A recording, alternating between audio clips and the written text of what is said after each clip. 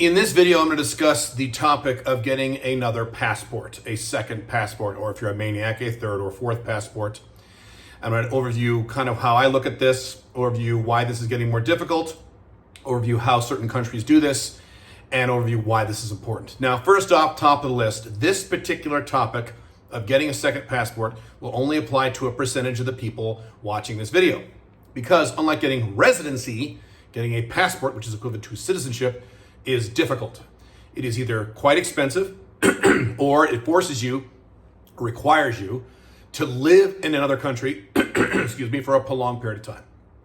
Okay, so the difference in terms of residency and citizenship, let's start there. I did a whole YouTube video about this just to summarize.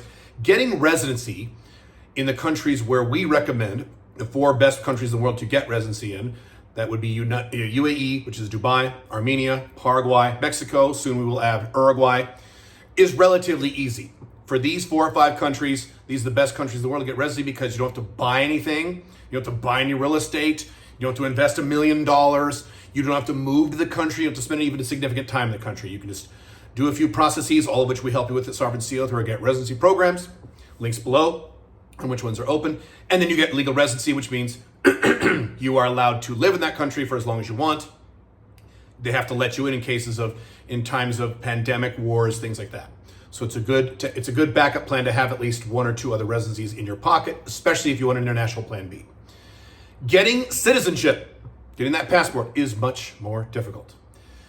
When you get citizenship, that means you've done several things. Excuse me again. That means you have spent well over $100,000 or invested 6 or 7 figures into a country, or you have moved to a country and you live in that country for most of the year for several years. So getting a passport is more difficult. Now, why is it important to have a second passport? Because the country where you currently have your passport owns you. The country where you have a passport controls your ability to travel, and they can revoke your ability to travel, number 1. Number 2, if you are unfortunate enough, like me, to have a passport from the United States of America, the United States will tax you, especially if you make over $120,000 a year. Even if you move out of the country and never go back, they will still tax you. They will still force you to file a tax return. And if you don't, you will be arrested when you land back in the United States, because America is the land of the free and it's not a goddamn collapsing police state. Many other reasons why you do not want to rely long-term on any one country for anything. That is an overall thing of Sovereign CEO plus my other brand, Alpha 2.0. You do not want to rely on one of anything. And if you have one passport, your ability to travel and your ability in terms of your taxation is controlled by one country.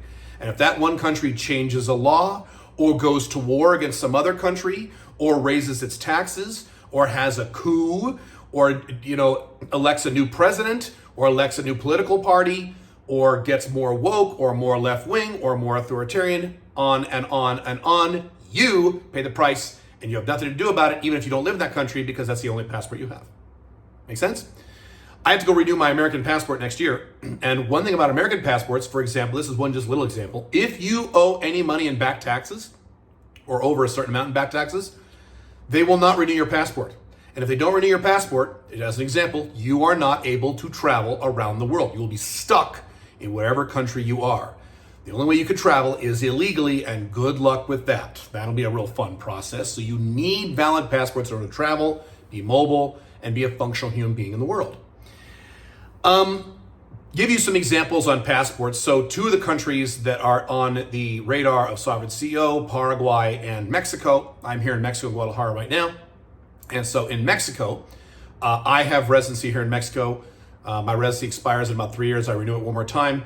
And then I get permanent residency, which is pretty nice, which is real permanent residency. But if you want to get a passport, citizenship in Mexico, the way that works, you have to have residency, which is easy to get, for 5 years. Then for the latter 3 years of those 5 years, you have to spend at least 181 days, that's 6 months a year, in Mexico. And they verify this. And then you can apply for a passport and get a Mexican passport. Now, what is interesting about this is that when I was first told this, which was somewhat recently, I actually thought for a minute and said, I could do that. I'm not saying I'm going to do that, but in most cases, when I hear passport requirements, I go, obviously not doing that. So Paraguay, for example, Prior to 2019 or 18 or so, you could get residency in Paraguay, wait 3 years, and then just ask for a passport and they would give you one. They changed the laws because Five Flags gets harder every year. It gets more difficult to get passports every year. That's why you can't fucking wait on this stuff, you guys. Now in Paraguay, you need residency, and then you have to spend at least 9 months a year, every year for 3 years in a row, and then you can apply for a passport there.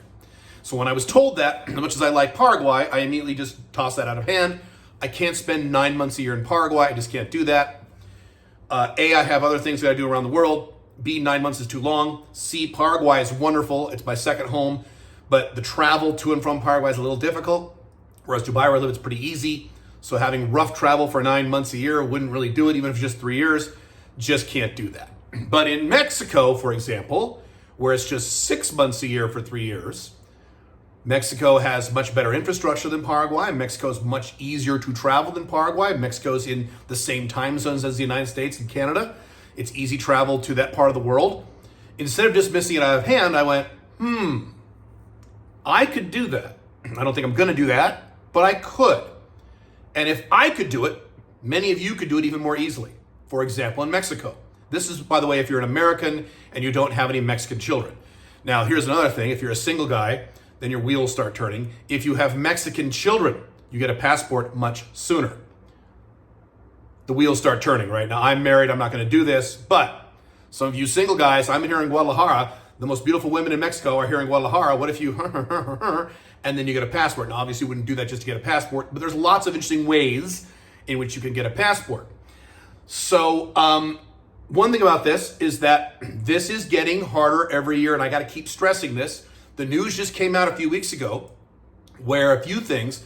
One is the UK has stopped recognizing some of the Caribbean passports, what they call citizenship by investment, where in the Caribbean, I've done YouTube videos about this, where you can pay $200,000, $250,000, $130,000, $100,000, depends on the country. You can pay a hunk of money, a small, low six figures. You wait 4 months, they just give you a passport. You have to move there, you have to do anything else, but you do have to pay some money, and it's a significant amount of money.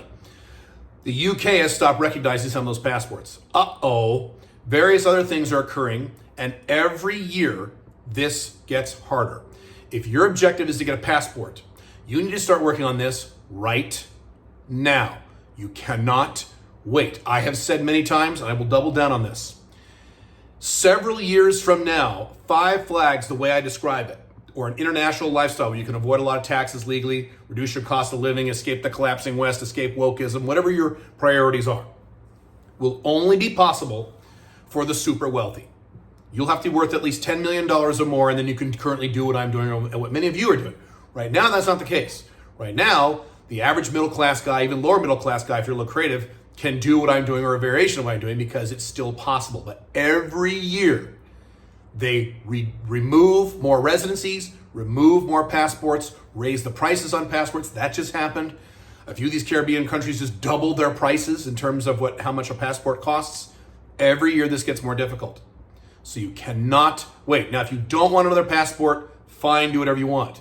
But if that's on your radar, if that's something you want long-term in your life for some long-term stability, mobility, tax savings, personal freedom, things like that, you need to start working on this right now. You cannot wait. In a few years, this is going to become very difficult, and in a few more years, it's going to become essentially impossible unless you're very, very, very wealthy. Are you very, very, very, very wealthy? Most of you are not, which means you need to get to work right now. I say that over and over again. Every year I see the changes. Every year this gets harder. I've been at this for several years. And every year that I've been at this, it's gotten harder. This was a lot easier back in 2018 when I got started. It was a lot easier way back, 2011, 2012 when Andrew Henderson, Nomad Capitalist, got started himself. This was a lot easier a long time ago. Now it's harder. You want to get in now so that you have the residency center passports in place so that they're valid and you're okay long term. Well, Caleb, what if I go for a passport and some country stops recognizing it? Fine, you can have two. I'm not talking about getting one passport. You already have citizenship in one country. So you already have a passport or the ability to get one. You get one more. My current plan, for those of you who are asking, I get this question a lot. My current plan is to get 2 more passports. I have 1 country I'm targeting right now and another 2 countries I'm targeting for the second one in case something falls through. So I'm targeting a total of 3, actually 4 countries to get these 2 passports. It's going to take me another year or two, but I'm working on this now. Once I get 2 passports in my hand, in addition to my American passport, I will renounce my American citizenship. I'm not going to renounce it now because then I will have no passport and then I won't be able to travel anywhere. So people misunderstand this. Why don't you just renounce your citizenship? You can't unless you have a second passport. Also, I don't want to rely on one of anything. So I'm not going to get 1 passport, 1 more, and then renounce my American citizenship and be back with 2 passports. No. I want 2 passports, 2 in my hand, a good passport and then a crappy passport, or a good passport and a moderate passport. I don't really care. Take this passport, my American passport, renounce my citizenship. Yes, I will pay an exit tax. Well, kid, don't you realize you have to pay an exit tax? Yes, I know all that. Thank you very much. Thank you. I do this for a living. Thank you very much. I'll pay whatever exit tax I need, and then I will never have to pay 1 single penny to the United States government for taxes ever again. But Caleb, does that mean you'll never be able to join the United States or visit the United States? A, yes, I can. You visit as a tourist, which means you may have to apply for a tourist visa, which is a pain in the ass, but fine. B, I don't care. I don't care about going back to the United States at all. A few days a year to do seminars and events and things like that is fine with me. My son already doesn't live in the United States. My daughter is in the process of moving out of the United States. The next 2 or 3 years, she will not be living in the United States. I have my parents, but they're elderly and they're not long for this world. At some point, they will pass on. So I will have no reason to go back to the United States, no compelling reason other than financial stuff, and I can go back there for a few days a year to do seminars or what have you. Perfectly fine with me. I don't care. So that's my scenario. I would recommend you come up with your own battle plan for how you want to implement your passport plan. Again, if you have no interest in spending the time or effort to get a second passport, then don't, that's fine. But what I would tell you is that you need residency. You need at least an international plan B. I've done YouTube videos about this. Where can you be in 72 hours? Another country where you have money in the bank, you have residency in that country, they have to let you in case of a war, or pandemic, or economic collapse, they have to let you in, and you have a place to stay, or you could very quickly get a place to stay because you know the landscape.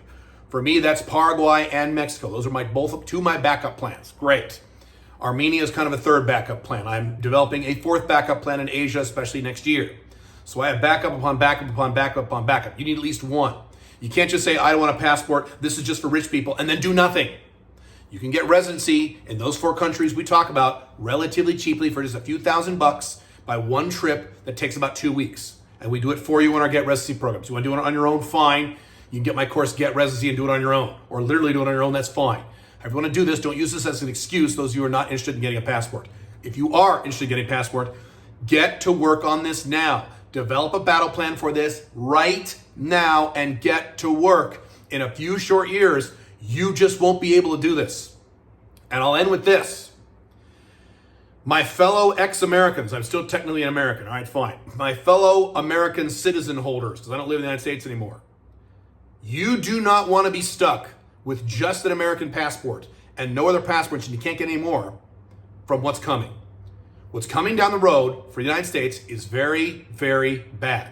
We're talking about bail-ins, we're talking about tax hikes, we're talking about all kinds of authoritarian fucked up shit as America gets worse and worse and continues toward collapse.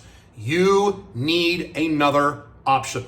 So especially if you're an American or a Canadian or a Western European, less so, but still important if you're an Australian or New Zealander, get a second passport and start working on this now, and don't wait. This shit gets harder every year. And next year in 2024, it's gonna be harder. 2025 it's gonna be even harder. 2026, and if you wait 3, 4, or 5 years, you will have missed your window. And I'm not being hyperbolic about this. Go do the research if you don't believe me. I see this get harder every year. I see less options, more expensive options, and so on. Cool? Cool. Think about this. Take action. Don't wait.